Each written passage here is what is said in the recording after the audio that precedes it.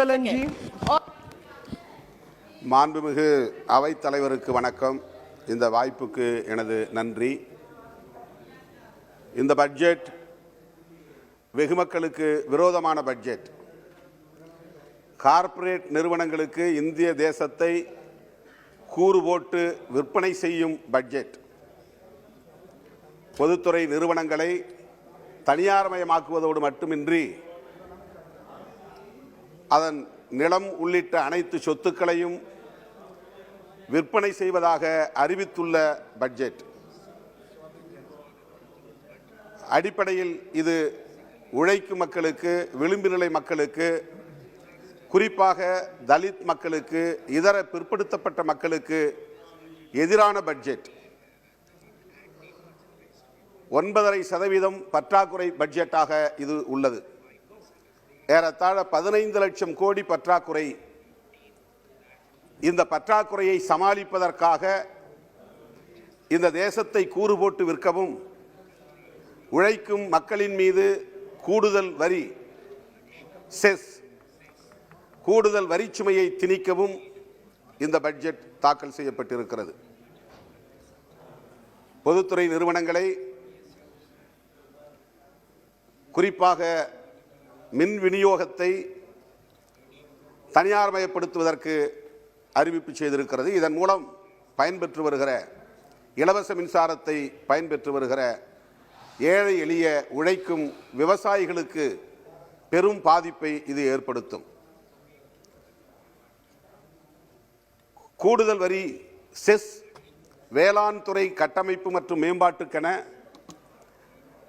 விதிப்பதாக இந்த பட்ஜெட் கூறுகிறது. சமையல் எண்ணெய் மீது கூடுதல் வரி, பருப்பு வகைகளின் மீது கூடுதல் வரி, விவசாயிகள் பயன்படுத்தும் யூரியா மீது கூடுதல் வரி, இவையெல்லாம் உழைக்கும் மக்களை வாட்டி வதைக்கும் கொடுஞ்செயலாகும். இந்த போக்கை நான் விடுதலை சிறுத்தைகள் கட்சியின் சார்பில் மிக வன்மையாக கண்டிக்கிறேன். இந்த கூடுதல் வரிச்சுமையை உடனே கைவிட வேண்டும் என்று வலியுறுத்துவதோடு, பொதுத்துறை நிறுவனங்களை விற்கும் முயற்சியையும் முற்றாக கைவிட வேண்டும் என்று நான் கேட்டுக்கொள்கிறேன். தாழ்த்தப்பட்ட, அதாவது SC/ST மக்களுக்கு இவ்வளவு காலம் வழங்கப்பட்டு வந்த துணை திட்டத்தின் மூலமான நிதி ஒதுக்கீடு, ஸ்பெஷல் காம்பனன்ட் பிளான், முற்றாக கைவிடப்பட்டது மட்டுமில்லாமல் இப்போது போஸ்ட் மெட்ரிக் ஸ்காலர்ஷிப், இந்த மாணவர்கள் பயன்பெற்று வந்த போஸ்ட் மெட்ரிக் ஸ்காலர்ஷிப் வெகுவாக குறைக்கப்பட்டிருக்கிறது. கடந்த 18-19 அந்த ஆண்டில் 6000 கோடி நிதி ஒதுக்கீடு செய்த அரசு இப்போது அதை 3415 கோடியாக குறைத்திருக்கிறது, பாதியாக குறைத்திருக்கிறது. இதன் மூலம் ஏழை எளிய மாணவர்கள், குறிப்பாக தலித் மாணவர்கள் படிக்கக்கூடாது என்று இந்த அரசு கருதுகிறது என்பதை இதன் மூலம் உணர முடிகிறது. ஆகவே இந்த போக்கை நான் சுட்டிக்காட்டுவதோடு வன்மையாக கண்டிக்கிறேன். துணை திட்டத்தை மீண்டும் நடைமுறைப்படுத்த வேண்டும், போஸ்ட் மெட்ரிக் ஸ்காலர்ஷிப் வழங்க வேண்டும் என்பதை, கூடுதலாக நிதி ஒதுக்கீடு செய்ய வேண்டும் என்பதை வலியுறுத்துகிறேன். அதேபோல தமிழகத்தில் 69% இடஒதுக்கீடு நடைமுறையில் இருக்கிறது. இந்த இடஒதுக்கீடு தொடர்பான சட்டம் 9வது அட்டவணையில் இணைக்கப்பட்டிருக்கிறது. ஆனால் மத்திய அரசு தொடர்பான UGC நிதி வழங்கக்கூடிய பல்கலைக்கழகங்களில், கல்வி நிறுவனங்களில் 50 விழுக்காட்டை நடைமுறைப்படுத்தினால் போதும் என்று உத்தரவு பிறப்பித்திருப்பதாக தெரிகிறது. இதனால் 27% மட்டுமே OBC வகுப்பை சார்ந்தவர்களுக்கு பணி நியமனங்கள் செய்யப்படுகின்றன. இதன் மூலம் சமூக நீதியை மெல்ல மெல்ல அழித்தொழிக்கிற முயற்சியில் இந்த அரசு ஈடுபட்டு வருகிறது. ஒரே ஒரு நிமிடம். அதே வேளையில் EWS முன்னேறிய சமூக பிரிவினருக்கு இடஒதுக்கீட்டை நடைமுறைப்படுத்தியே தீர வேண்டும் என்று கட்டாயப்படுத்துகிறது. அதன் மூலம் இன்றைக்கு தமிழக அரசு இதை நாங்கள் நடைமுறைப்படுத்த மாட்டோம் என்று சொல்லி வந்த நிலையிலே அதை நடைமுறைப்படுத்துவதற்கு முன்வந்திருக்கிறது. எனவே இது சமூக நீதிக்கு எதிரான அரசு, ஏழை எளியோருக்கு எதிரான அரசு, கார்ப்பரேட் நிறுவனங்களை பாதுகாக்கக்கூடிய அரசு. இந்த பட்ஜெட் வெகுமக்கள் விரோத பட்ஜெட் என்பதை சொல்லி வாய்ப்புக்கு நன்றி கூறி அமைகிறேன். நன்றி, வணக்கம். மாண்புமை அவைத்தலைவர் அவர்களே வணக்கம். 2021-22ஆம் ஆண்டு நிதிநிலை அறிக்கை குறித்து பேச வாய்ப்பளித்தமைக்கு நன்றி. ஏறக்குறைய 7 ஆண்டுகளாக தமிழகத்தை வஞ்சித்துக் கொண்டிருக்கும் மாண்புமிகு நரேந்திர மோடி அவர்களின் அரசாங்கம் தமிழகத்தில் சட்டமன்ற தேர்தல் நெருங்கிக் கொண்டிருக்கும் இந்த நேரத்திலாவது தன் கடைக்கன் பார்வையை தமிழகத்தின் பக்கம் திருப்பும் என்று நினைத்தோம். ஆனால் தமிழகத்திற்கு கிடைத்ததெல்லாம் ஒரே ஒரு திருக்குறள் மட்டும்தான். 1,03,000 கோடி மதிப்பீட்டில் சாலை வசதி செய்வதாக சொல்லி இருக்கிறீர்கள், நன்றி. ஆனால் மதுரையில் ஒரே ஒரு செங்கல்லை நட்டுவிட்டு அதுதான் எய்ம்ஸ் மருத்துவமனை என்று ஒட்டுமொத்த தமிழகத்திற்கும் இன்று வரை கதை சொல்லிக் கொண்டிருக்கிறீர்கள். அதுபோல்தான் இதுவும். இதையெல்லாம் நம்புவதற்கு தமிழர்கள் முட்டாள்கள் அல்ல. இதுவரை சொன்ன எதைத்தான் நீங்கள் செய்திருக்கிறீர்கள் உங்களை நாங்கள் நம்புவதற்கு? ஒரு வருடத்திற்கு 2 கோடி வேலை வாய்ப்புகளை உருவாக்குவோம் என்று சொன்னீர்கள், செய்தீர்களா? விவசாயிகளின் வருமானத்தை 2 மடங்காக்குவோம் என்று சொன்னீர்கள், செய்தீர்களா? பெண்களை அதிகாரப்படுத்துவோம், பாதுகாப்போம் என்று முழங்கினீர்கள், செய்தீர்களா? அதற்கு பதிலாக என்ன செய்திருக்கிறீர்கள் என்று பாருங்கள். 45 ஆண்டு காலமாக இல்லாத வேலை வாய்ப்பின்மையை உருவாக்கி இருக்கிறீர்கள். ஒவ்வொரு கிராமத்திலும் நகரத்திலும் இளம் பெண்களும் இளைஞர்களும் படித்துவிட்டு வேலை இல்லாமல் இருண்டு கிடக்கும் எதிர்காலத்தை பயத்தோடு பார்த்துக் கொண்டிருக்கிறார்கள். அவர்களுக்கு இந்த நிதிநிலை அறிக்கையில் நீங்கள் என்ன கொடுக்கிறீர்கள்? விவசாயிகள் இந்த தேசத்தின் 130 கோடி மக்களுக்காக உழைத்து கடன்பட்டு கடன் சுமை இல்லாமல் தற்கொலை செய்து கொள்கிறார்கள். அவர்களது விவசாய கடன்களை தள்ளுபடி செய்ய உங்களுக்கு மனமில்லை. அதற்கு பதிலாக கருப்பு சட்டங்களை அவர்கள் மீது திணிக்கிறீர்கள். அவர்களை கார்ப்பரேட்டுகளுக்கு அடிமையாக்க துடிக்கிறீர்கள். ஆனால் உங்கள் நண்பர்களான அதானி, அம்பானி வகையறாக்களுக்கு 1,50,000 கோடிகள் வரிச்சலுகையாக கொட்டி கொடுக்கிறீர்கள். ஒரு பெண், அதுவும் தமிழர், நிதியமைச்சராக இருக்கிறீர்கள் என்று தமிழச்சியாக நான் பெருமைப்படுகிறேன். ஆனால் இந்த நிதிநிலை அறிக்கையில் பெண்களை அதிகாரப்படுத்தவும் பாதுகாக்கவும் என்ன செய்திருக்கிறீர்கள்? பெண் கல்விக்கும் வேலை வாய்ப்பிற்கும் ஏதேனும் சிறப்பு திட்டங்களை அறிவித்திருக்கிறீர்களா? நொடிக்கு நொடி பாலியல் வன்கொடுமை, வன்புணர்வுக்கு ஆளாக்கப்படும் பெண்களை பாதுகாக்க நீதி வழங்க விரைவு நீதிமன்றங்களை அமைக்க நிதி ஒதுக்கீடு செய்திருக்கிறீர்களா?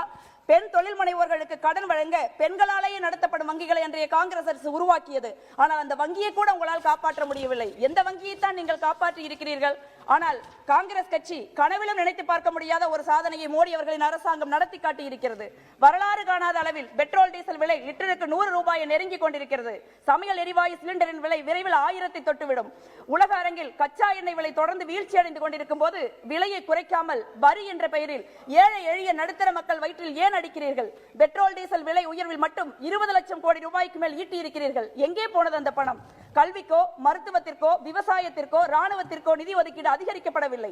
இன்னும் சொல்ல போனால் பள்ளி கல்விக்கான ஒதுக்கீடு 4000 கோடி ரூபாய் குறைக்கப்பட்டுள்ளது. கொரோனா காலத்தில் கூட மக்களுக்கு கொடுக்க உங்களுக்கு மனசு இல்லை. கொரோனா பெருந்தொற்றின் போது மக்கள் வறுமையிலும் பசியிலும் வாடினார்கள். குழந்தைகள் பட்டினி கிடந்தனர். தாய்மார்கள் கண்ணீர் வடித்தார்கள். ஏழைகளின் வயிற்றிலும் இதயத்திலும் நெருப்பெறிந்தது. என்ன செய்தீர்கள் நீங்கள்? குடும்பத்திற்கு 500 ரூபாய் கொடுத்த கணக்கை பிரதமர் பெருமையோடு சுட்டிக்காட்டுகிறார். அதற்காக இந்த அரசு வெட்கப்பட வேண்டும். உங்களுக்கு நாங்கள் 500 ரூபாய் கொடுக்கிறோம், அதை வைத்து நீங்கள் 6 மாதங்களுக்கு வாழ்ந்து காட்டுகிறீர்களா? சொல்லுங்கள். இந்த 20 லட்சம் கோடிகள் போனது எங்கே? உங்கள் ஆறுயிர் நண்பர்கள் அம்பானி, அதானி வீடுகளுக்கா? தமிழக அரசின் கடன் சுமை 4,56,660 கோடியாக உயர்ந்துள்ளது. இது உங்களுக்கு கைகட்டி சேவகம் செய்யும் மாண்புமிகு எடப்பாடி பழனிசாமி அவர்கள் அரசின் சாதனை. இந்த சுமையை குறைக்க என்ன செய்தீர்கள்? எங்கள் உழைப்பிலும் வேர்வையிலும் உருவான ஜிஎஸ்டி வரியில் கூட தமிழ்நாட்டிற்கு உரிய பங்கான 15,475 கோடி ரூபாயை இன்று வரை தர மறுக்கிறீர்கள். இதையெல்லாம் தட்டி கேட்க வேண்டிய தமிழகத்தின் முதலமைச்சர் திரு எடப்பாடி பழனிசாமி அவர்கள் உங்களுக்கு அடிபணிந்து கிடக்கிறார். தமிழகத்தை உங்களுக்கு அடிமையாக்க துடிக்கிறார். ஆனால் தமிழக மக்கள் ஒருபோதும் அதை அனுமதிக்க மாட்டார்கள். உங்களோடு சேர்ந்து அதிமுக அரசும் தமிழகத்தின் அரியணையில் இருந்து அகற்றப்படும். அதிமுக அரசு உங்களுக்கு அஞ்சி நடுங்கலாம். தமிழகத்தின் உரிமைகள் நாடாளுமன்ற உறுப்பினர்களான நாங்கள் உரத்த குரலில் இங்கு ஒலிப்போம். நிதியமைச்சர் அவர்கள் ஒரு குரலை மேற்கோள் காட்டினார்கள். அதற்கு முந்தைய குரலை நான் அவர்களுக்கு மேற்கோள் காட்ட விரும்புகிறேன். அறநிழுக்காத அல்லவை நீக்கி மரநிழுக்கா மானம் உடையது அரசு. அறம் வழுவாதீர்கள், அண்டை நாடுகளை கண்டு அச்சப்படாதீர்கள், சீனா என்ற சொல்லை உச்சரிக்க பயப்படாதீர்கள். நன்றி, வணக்கம். அல்லல் பட்டு ஆற்றாத அழுத கண்ணீர் அன்றோ செல்வத்தை தேய்க்கும் படை. சார், பொருள் ஒரு அரசனின் கொடுமை பொறுக்க முடியாமல் மக்கள் சிந்தும் கண்ணீர் அந்த ஆட்சியை அழிக்கும் படைக்கருவியாகும். Our great leader, அறிஞர் அண்ணா, said that tax the rich and pat the poor. But what is happening here today is in reverse. The government is taxing the poor and patting the rich. So the Indian economy, which was already heading towards a tailspin, saw an unprecedented collapse. This budget was touted as an unprecedented budget. True, sir? It's an unprecedented let-down budget, sir. As far as the common man is concerned, once again, left with nothing but empty words and unfulfilled promises. Sir, incomes are down. The common man is feeling the pinch everywhere, sir. So, but they refuse to reduce the GST. This is a time they should come forward and reduce the GST on all products. So, there's no income tax concession. In this budget, the finance minister never even mentioned that some tax will be reduced, which will be a good news for the middle class. Instead, this is the only government which increased the excise, and during the pandemic, COVID pandemic, the prices of the fuel shot up. Sir, even now, in 2014, this India went on the roads when the prices of the petrol was 70 rupees. Sir, and that time the price of a barrel was $140. Today, sir, the price is 89. Not a word from them. At least they can reduce the excise, sir. For everything, they quote the UPA. Why can't they quote the UPA now?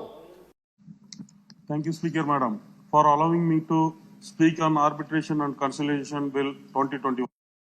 It seeks to amend the Arbitration and Conciliation Act 1996. The Act contains provisions to deal with domestic and international arbitration and defines the law for conducting conciliation proceedings. The bill replaces an ordinance with same provisions promulgated on November 4, 2020. The 1996 Act allowed a party to file an application to set aside an arbitral award. Courts had interpreted this provision to mean that an automatic stay on an arbitral award was granted the moment an application for setting aside an arbitral award was made before a court. In 2015, the Act was amended to state that an arbitral award would not be automatically stayed merely because an application is made to court to set aside the arbitral award. The Act specified certain qualification, experience and accreditation norms for arbitrators in the separate schedule. The requirements under the schedule include that the arbiter must be an advocate under the Advocate Act 1961 with 10 years of experience or an officers of the Indian Legal Service, among others. Further, the general norms Indian Legal Service for the general norms applicable to arbitrators include that they must be conversant with the Constitution of India. The process is speedy, quick and efficient resolution of dispute or conflicts. Freedom of parties to choose an arbitrator with expert and specific knowledge on the subject matter of dispute.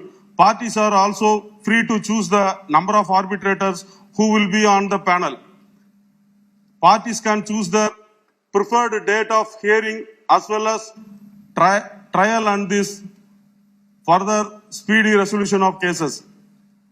The arbitration must pronounce an award within 12 months of constitution of the tribunal, ensure that the process is quick.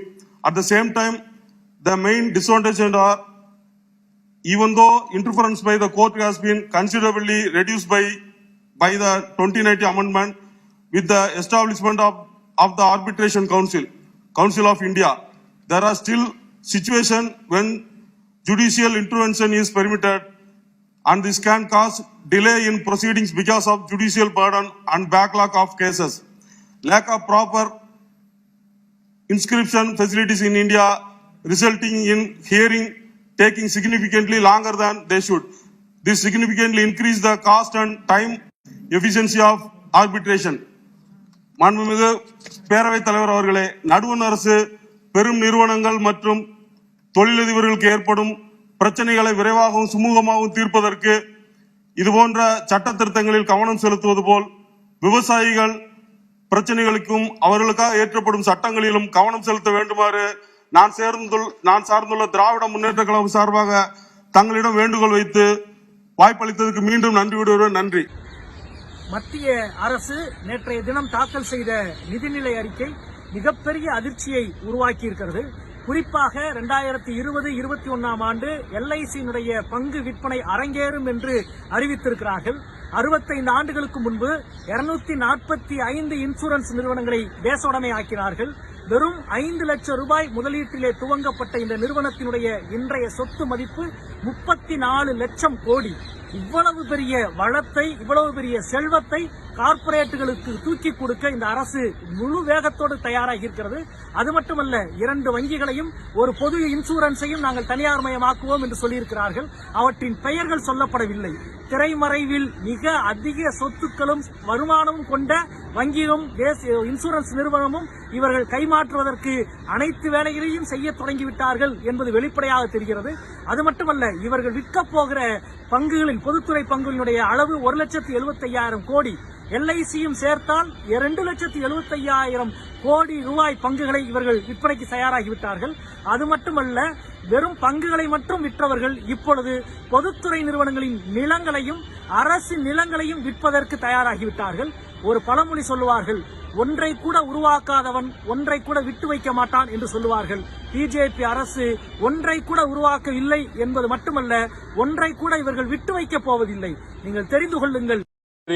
மாண்புமிகு மக்களவைத் தலைவர் அவர்களே, இந்த நிதியாண்டிற்கான பொது வரவு செலவு திட்டத்திலே பேச அனுமதி அளித்ததற்காக நன்றி தெரிவித்துக் கொள்கின்றேன்.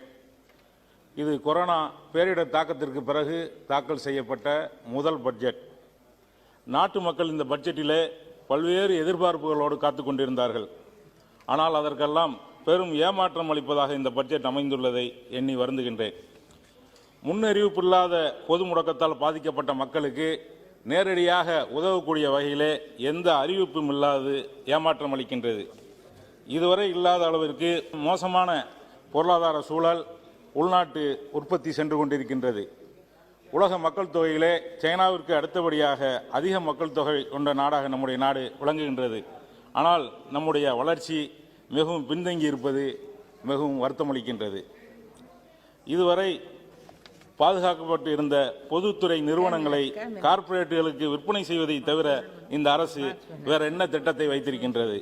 இந்த அரசு அடித்தட்டு மக்களுடைய வாழ்வாதாரத்திற்காக என்ன திட்டத்தை வைத்திருக்கின்றது?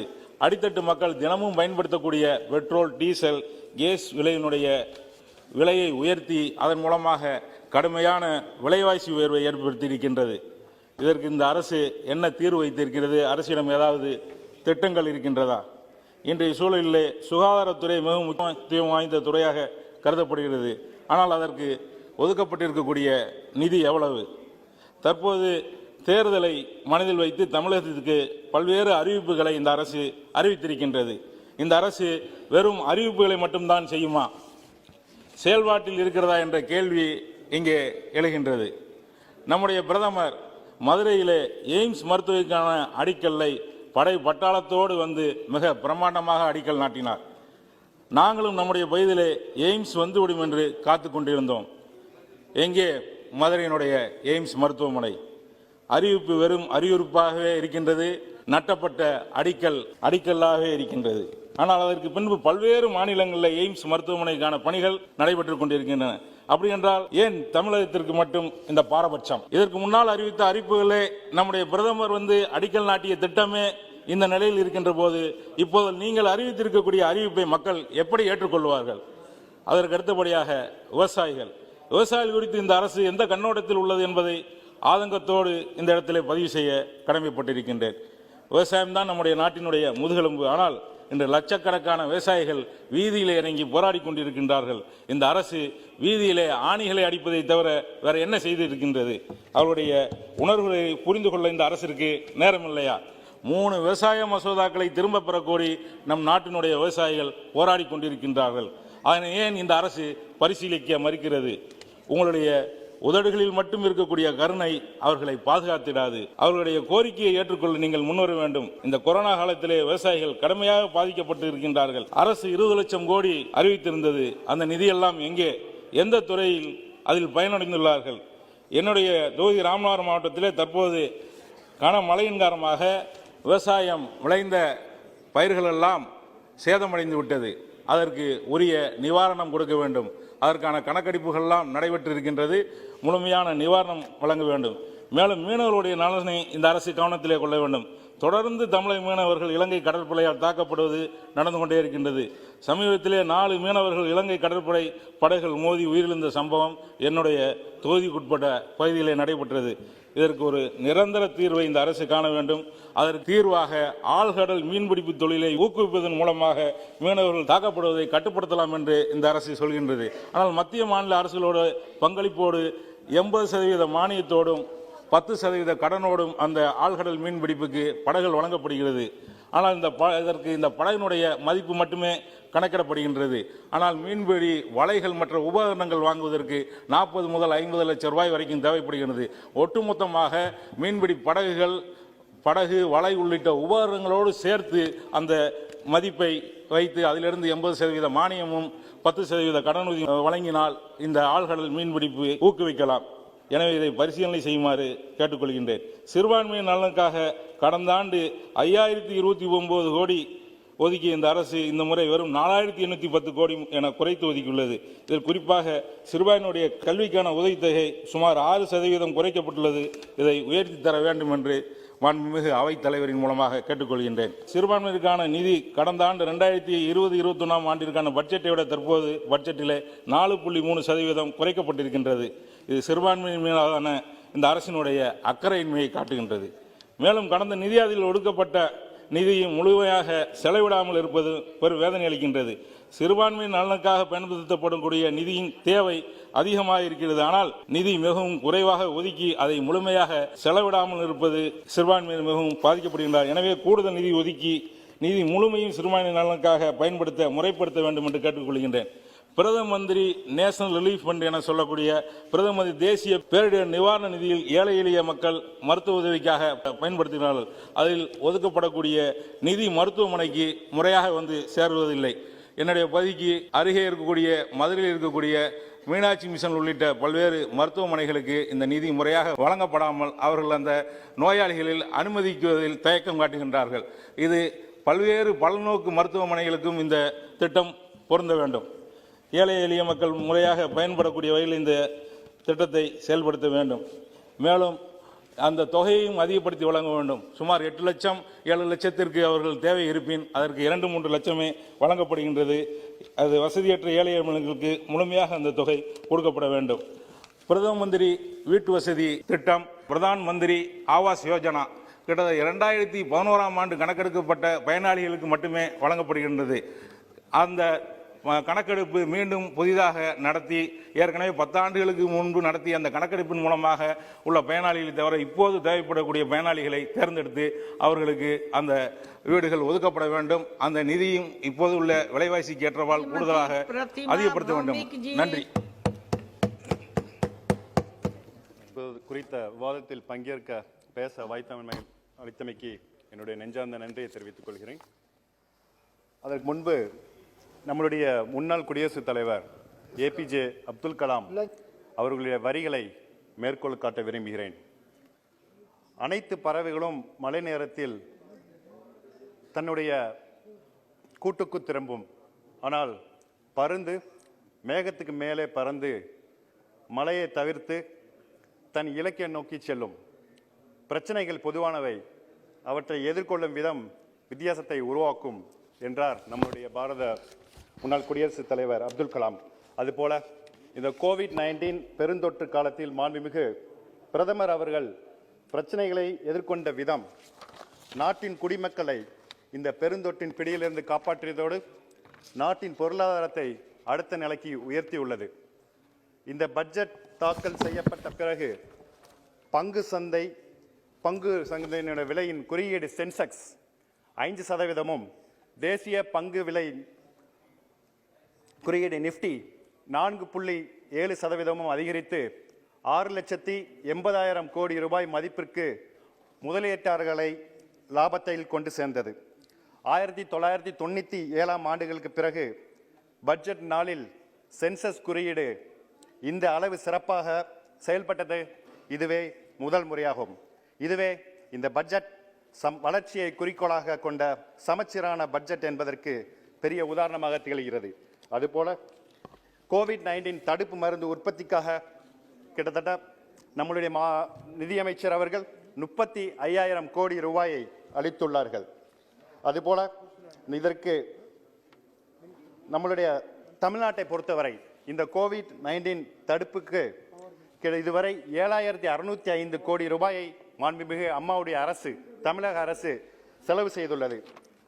கோவிட் பெருந்தொற்றை சமாளிப்பதற்கு முன்னோடி மாநிலங்களில் ஒன்றாக செயல்படும் தமிழ்நாட்டிற்கு இன்னும் பூர்வாங்கமாக தேவையான 4,000 கோடி ரூபாய் நிதியை போதுமான அளவில் ஒதுக்கீடு செய்ய வேண்டும் என்று மாண்புமிகு நிதித்துறை அமைச்சரிடம் நான் வேண்டுகொள்கிறேன்.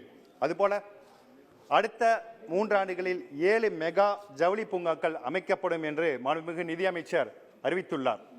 அந்த 7 மெகா ஜவுளி பூங்காவில் தமிழகம் ஜவுளி நூற்பு உற்பத்தி துறையில் 66%, ஜவுளி நூல் ஏற்றுமதியில் 60%, மின்விசை தரித்திறனில் 20%, பருத்தி துணை பின்னலாடை திறனில் 70% என்று தமிழகம் பங்களித்து வருகிறது.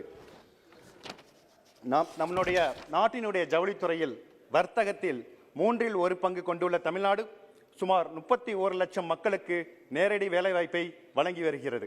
அதனால் இந்த தமிழகத்திற்கு 2 ஜவுளி பூங்காங்களை அமைக்க உகந்த இடங்களை அடையாளம் கண்டுள்ள தமிழக அரசு அது தொடர்பாக திட்ட முன்வடிவை மத்திய அரசிடம் ஏற்கனவே சமர்ப்பித்துள்ளது.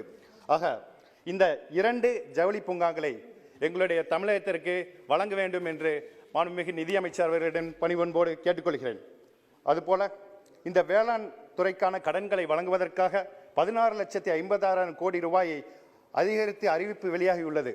இதனால் நாட்டின் விவசாயிகளுக்கு போதுமான கடன்களை கிடைத்து வேளாண்மை மற்றும் வேளாண் தொடர்பான நடவடிக்கைகளை மேம்படுத்த இது பெரிதும் உதவும். அதுபோல தமிழ்நாட்டில் 3,500 கிலோமீட்டர் தூர தேசிய நெடுஞ்சாலையில் 3,000 கோடி ரூபாய் முதலீடு செய்யப்படும் என்று சாலை 1,03,000 கோடி ரூபாய் முதலீடு செய்யப்படும் என்று சாலை கட்டமைப்பு குறித்து அறிவிப்பு வெளியிடப்பட்டுள்ளது. வர்த்தகர்களால் பெரிதும் இயக்கப்படும் மதுரை கொல்லம் இடையிலான போக்குவரத்து வழித்தடம் உட்பட தமிழ்நாட்டில் அறிவிக்கப்பட்டுள்ள இந்த சாலை கட்டமைப்பு திட்டத்தால் மாநிலத்தின் தொழில் வளர்ச்சி மேம்படும் என்பதை தெரிவித்துக் கொள்கிறேன். அதே மாதிரி சென்னையில் மிகப்பெரிய மீன்பிடி துறைமுகம் மற்றும் பன்னோக்கு கடல் பாசி பூங்கா என்று அறிவிப்பு செய்தது வரவேற்கத்தக்கதாகும். அதுபோல தமிழ்நாட்டில் உள்ள சிறிய மீன்பிடி துறைமுகங்களின் திறன் குறித்த ஆய்வை மேற்கொள்ளுமாறு சிறிய மீன்பிடி துறைமுகங்களின் மேம்பாட்டிற்கு உரிய நிதியை வழங்கி நடவடிக்கை எடுக்குமாறு மத்திய அரசை நான் தாழ்மையுடன் கேட்டுக்கொள்கிறேன்.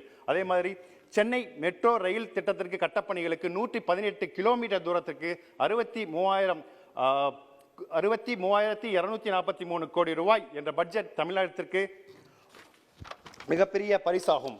ஆக சார் 2 minutes. இதுபோல இன்னைக்கு தமிழக அரசு, மாண்புமிகு அம்மாவுடைய அரசு சிறப்பாக இந்த 10 ஆண்டுகளாக சிறப்பாக இன்னைக்கு செயல்பட்டு கொண்டிருக்கிறது. மத்திய அரசின் துறைமுக கிட்டத்தட்ட 10க்கும் மேற்பட்ட விருதுகளை முதல் மாநிலமாக இன்னைக்கு குட் கவர்னன்ஸ் என்று தமிழகம் குட் கவர்னன்ஸ் என்ற முதல் மத்திய அரசினுடைய முதல் மாநிலமாக இன்னைக்கு தமிழகம் இன்னைக்கு அவார்டு அதை பெற்றுக் கொண்டிருக்கிறது. ஆனால் இங்கே திமுகவை சார்ந்த என்னுடைய அன்பு நண்பர் பாராளுமன்ற உறுப்பினர்கள் தமிழகம் இன்னைக்கு எதுவுமே செய்யல என்று வெற்றுக்கூச்சல் இட்டுக் கொண்டிருக்கின்றார்கள். ஆக இன்னைக்கு முல்லை பெரியார் அணை அதை மீட்டுக் கொடுத்தது நம்மளுடைய அம்மாவுடைய அரசு. காவிரி பகுதி டெல்டாவின் பகுதியை பாதுகாக்கப்பட்ட வேளாண் மண்டலமாக அறிவித்தது அம்மாவுடைய அரசு. ஒரு சின்ன விஷயத்தை நான் சொல்றேன். இங்க நம்மளுடைய காங்கிரசினுடைய பாராளுமன்ற உறுப்பினர் ராகுல் காந்தி அவர்கள் வந்திருந்தார், தமிழகத்துக்கு வந்திருந்தார். பொங்கல் டைம்ல வந்து ஜல்லிக்கட்டு விளையாட்டை பார்ப்பதற்காக வந்திருந்தார். அதை கைத்தட்டி பார்த்து ரசித்தார். அவங்க ஆட்சியில் இருக்கும் பொழுது அந்த ஜல்லிக்கட்டு விளையாட்டிற்கு தடையை வழங்கிவிட்டு சென்னையில் லட்சக்கணக்கான மாணவர்கள் இளைய சமுதாயிகள் அங்கு போராட்டம் நடத்தும் போது வாய்மூடி உட்கார்ந்து கொண்டு இன்னைக்கு அந்த ஜல்லிக்கட்டை கைத்தட்டி பரவேற்றதுக்கு காரணம் மாண்புமிகு அம்மாவுடைய அரசு, நம்மளுடைய துணை முதலமைச்சர் அவர்களுடைய அந்த சீரிய முயற்சியில் பாரத பிரதமர் நம்மளுடைய நரேந்திர மோடிஜி அவர்கள் அந்த ஜல்லிக்கட்டின் தடையை நீக்கி இன்னைக்கு அந்த உரிமையை மீட்டு கொடுத்தது இன்னைக்கு அம்மா. இதை வரலாற்றை இதை மறந்துவிட முடியாது. இது வரலாற்றின் உண்மை. அதே மாதிரி இது வரலாற்றினுடைய உண்மை. ஆக இன்னைக்கு தமிழகம், இன்னைக்கு இந்தியா இன்னைக்கு சிறப்பாக ஆட்சி இன்னைக்கு நடைபெற்றுக் கொண்டிருக்கின்றது. அடுத்து தமிழகத்தில் தேர்தல் நடைபெற இருக்கின்றது.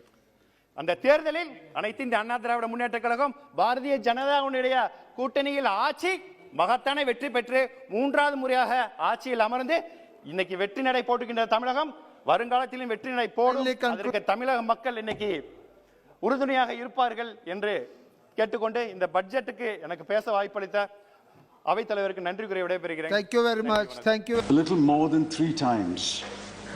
Since then, what has happened? In 2017-18, it was 131 lakh crore. 2018-19, it crept up to 139 lakh crore. In 2019-20, it was a slower crawl to 145 lakh crore. And in 2020-21, the year that is about to end, the first half was about 60 lakh crore, and the year may end with about 130 lakh crore, which means we are back to where we are in 2017-18. 3 years of incompetent economic management, and the Honorable Finance Minister took exception to my using the word incompetent. I can't use a harsher word in Parliament. I'm using the mildest word available to me. 3 years of incompetent economic management will mean that at the end of 2021, we will be exactly where we were in 2017-18. Please remember, sir, in the last year, not entirely because of the government, because of the pandemic too, 120 million people lost their jobs. That's 12 crore. 64.7 million dropped out of the labor force. And out of that, 22% are women. Only 1 out of 11 jobs are held by women, but 4 out of 11 who drop out are women. 28 million are today registered in the employment exchanges actively seeking jobs. 35% of MSMEs are closed. Come to Tirupur, come to my town. Where was this bakery? Closed. Where is this workshop? Closed. Where is this laundry? Closed. The reality is there is no demand in the bulk of India. I'm talking about a relatively advanced state like Tamil Nadu. Imagine what the situation will be in relatively backward states like Bihar, Uttar Pradesh, Orissa. My heart pains for them. I'm not happy they're backward, but it will be worse in those states. Sir,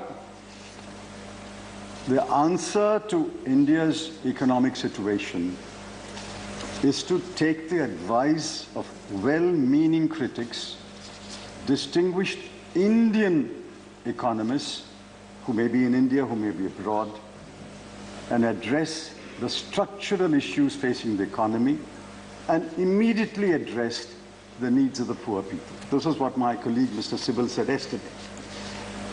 You have ignored the poor, you have ignored the unemployed, you have ignored those who have lost their jobs and still looking for those jobs.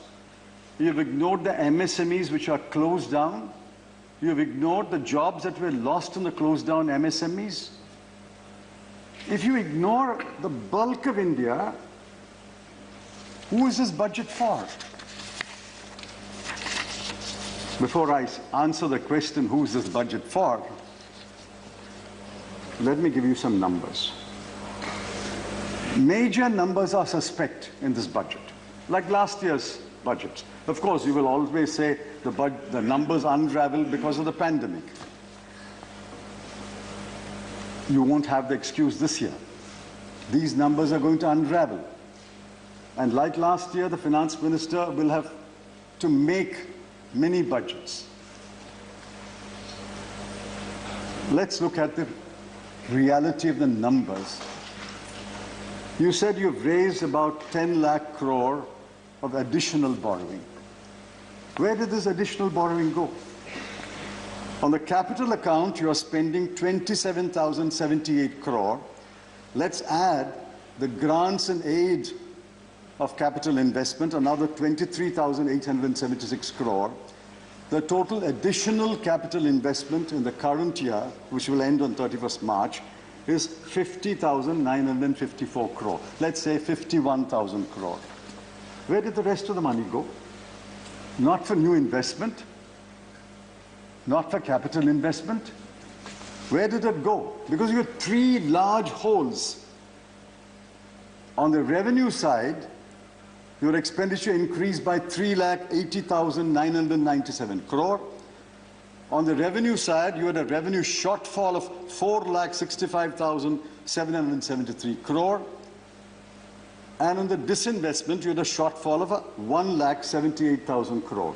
And that adds up to 10,24,770 crore. So your money that you borrowed is only going to fill the gaps, the huge craters that are there in the economy today. Next year won't be any better. The additional borrowing will go under the same heads. Mark my words today, and we'll come back next year.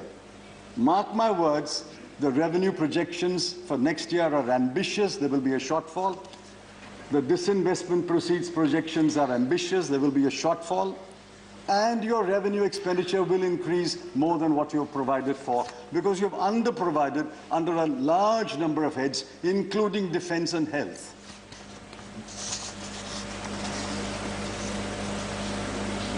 Next year, total expenditure increases by only 32,931 crore. I've complimented you in writing, and I compliment you here. You are spending on capital account an additional 1,15,000 crore. But what is 1,15,000 crore in a GDP which you estimate will be 222 lakh crore?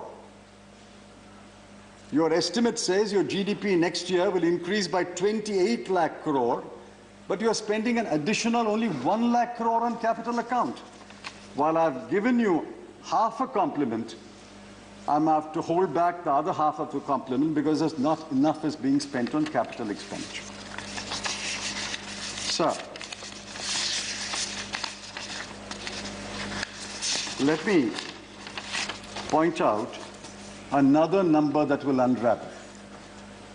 Your projected nominal GDP growth of about 14.8% or 9%.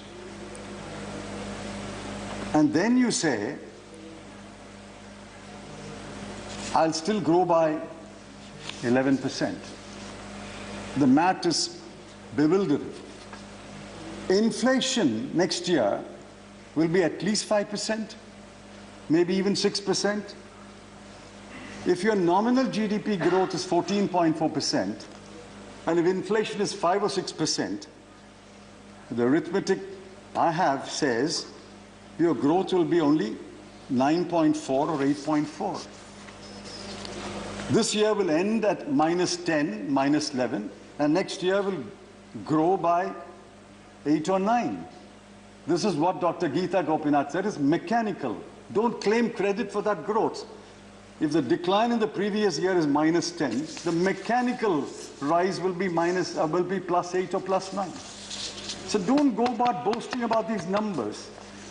The real test is, when will you come back to a constant GDP which is higher than your highest, namely 145 lakh crore.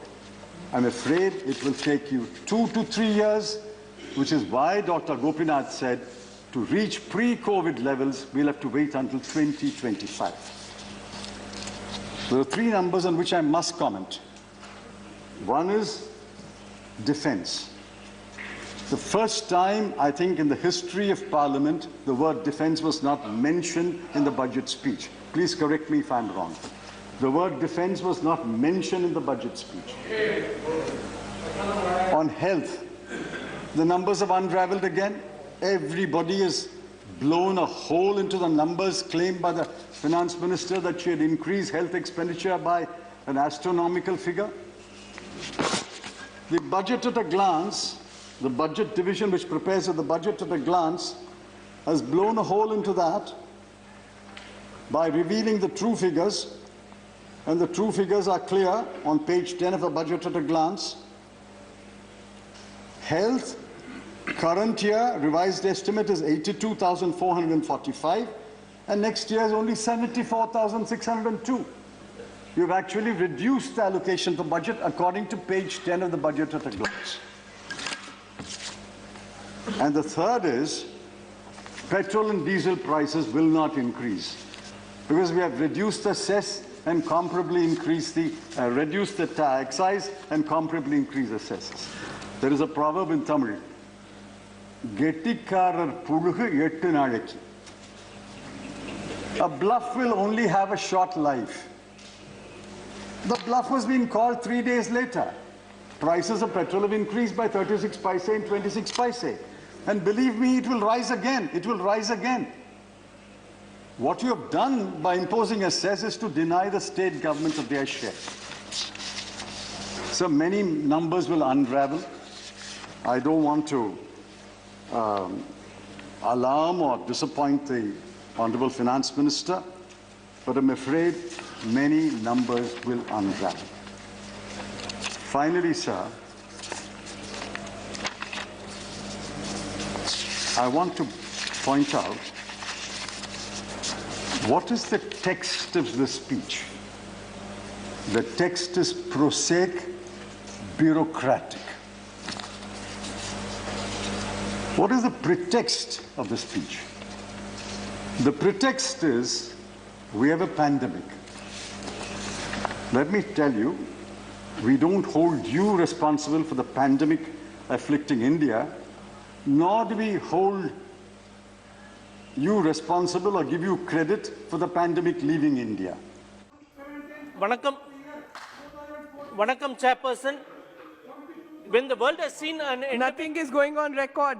When the world has seen an endemic of never before, and when the whole country was under lockdown, when the people were shut down in their homes, when the shops were locked down, and when the earning members of the family were not able to go for work, it was the duty of the government to take care of the citizens. Neither the government took care of the citizens then.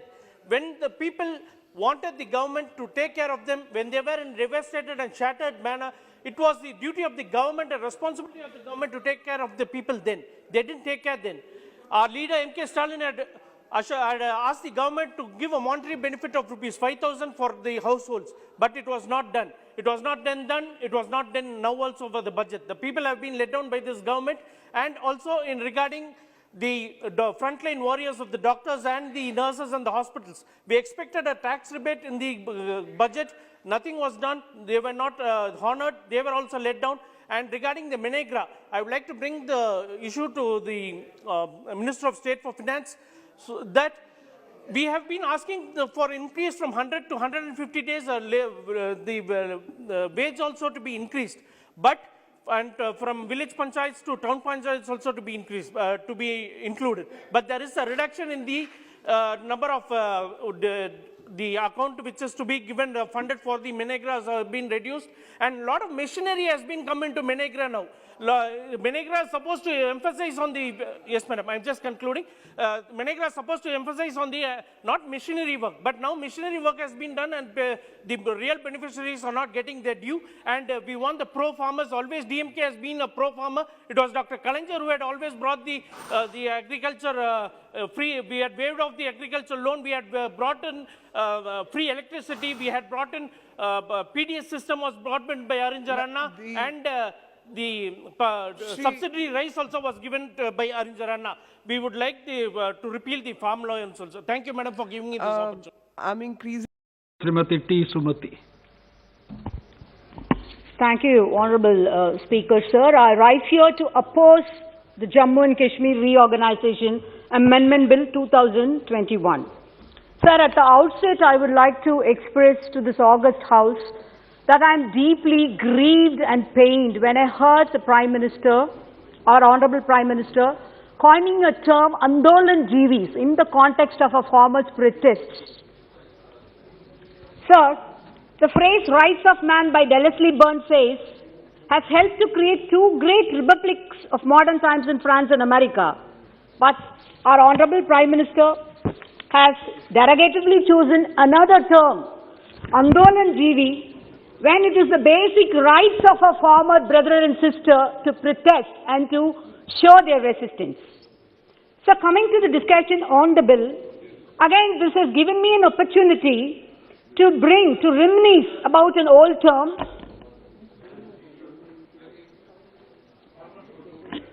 Sir, I am concentrating on the bill only, coming to the bill only.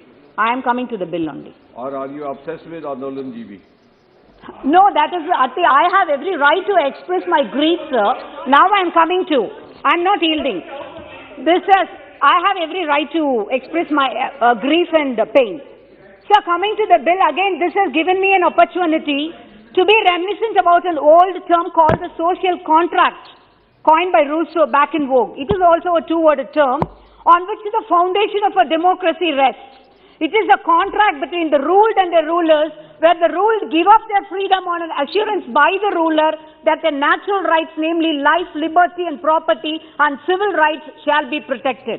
But when the Jammu and Kashmir Act 2019 was implemented, the BJP government has not only breached that contract, you have buried democracy, you have buried federalism, you have buried the rights of liberty as well as the civil rights of the people of the Kashmir. Sir, this bill, which seeks to replace the ordinance, tries to solve the issue of All India Service Officers in the two union territories created after the abrogation of the Article 370, and I have a query in that, sir, which shall be coming soon in a bit. Sir, when you promulgated that amendment, we were told that as soon as normalcy is returned, there will be, the status of the statehood will be restored. Sir, with this bill, our hope is now gone. We thought that was the last straw, but now this is the last straw, and you are going to be pinning up nail after nail after burying peace in Kashmir. Sir, in August 2019, you not only bifurcated a state, but reduced its status to that of a union territory, thereby increasing the direct central hand in day-to-day management. Sir, I am reminded of the famous opening lines of Charles Dickens' Tale of Two Cities, which said, "This is the best of times and this is the worst of times."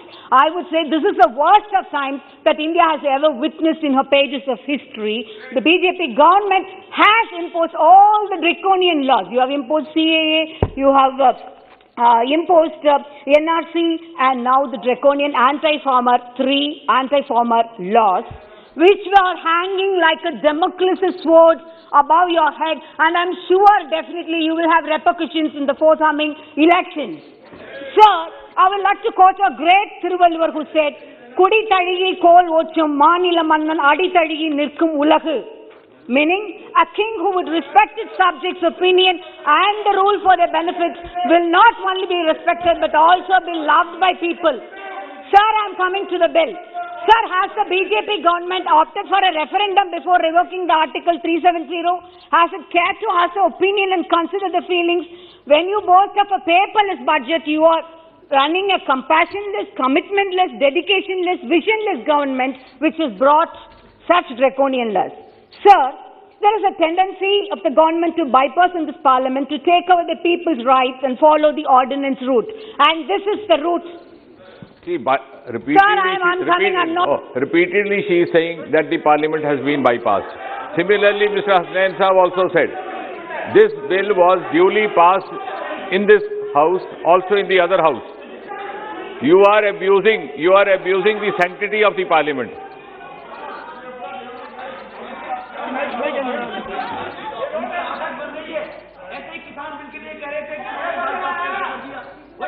Yielding.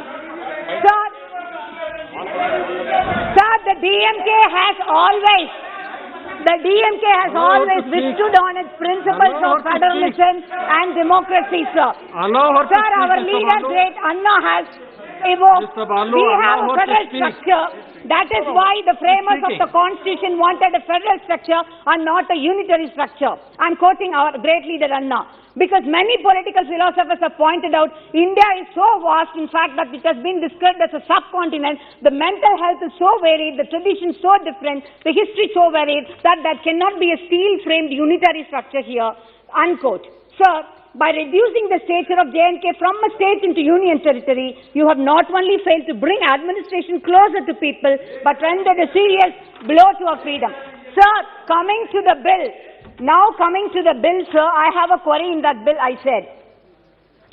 Coming to the statement of the object and reasons of this bill, it states that Section 88 of the said Act provides that the members of the cadres of Indian Administrative Service, Indian Police Service and Indian Forest Service for the existing state of Jammu and Kashmir shall continue to function on the existing cadres. There is a huge deficiency of the officers of all India services in the Union Territory of Jammu and Kashmir.